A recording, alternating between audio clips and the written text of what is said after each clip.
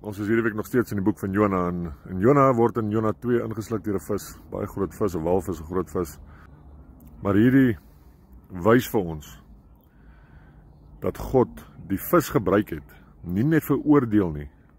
Luister mooi, nie net vir oordeel nie, maar ook vir redding. Want Jona is tog gered op die einde van die dag, is die vis hom nie ingesluk het nie. En hy was in die dieptes van hierdie see gewees, in die dieptes waar dit so woes en rof is. Dan sou hy verseker omgekom het. Maar hy het nie. God stuur 'n vis. Hy sluk hom in. En Jona, terwyl hy in die vis is, hou introspeksie. Hy reflekteer oor sy lewe en die besluite wat hy geneem het.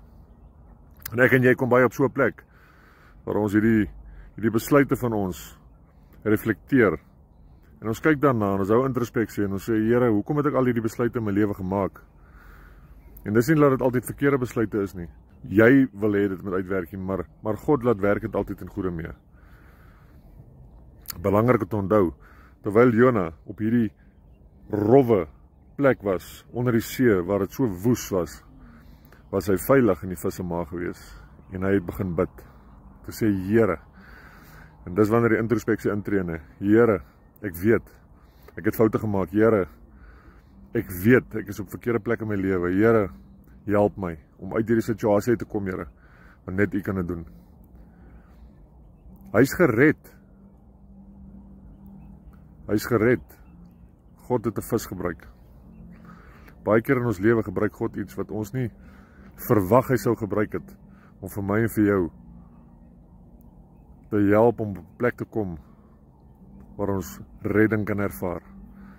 En hy bid en hy bid en hy bid en hy sê, Here, help my uit hierdie situasie uit. En ek en jy gryp baie na die Here wanneer ons in hierdie situasies verkeer.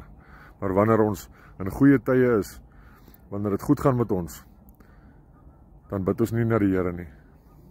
So wanneer dit goed gaan en wanneer dit sleg gaan, my vriend, reik uit na die Here. Bid geduldig. 1 Tessalonisense 5:17, bid geduldig. Bid geduldig. Ons moet aanhou bid. Wanneer ons in ons bed lê, miskien geen gedagtes het nie, of gedagtes wat maal, bid na die Here. Reflekteer oor al die besluite wat jy in jou lewe geneem het. Hou 'n bietjie introspeksie. Sê, Here, ek is jammer vir al die foute wat ek gemaak het, vergewe my. Die Here kom altyd deur vir jou.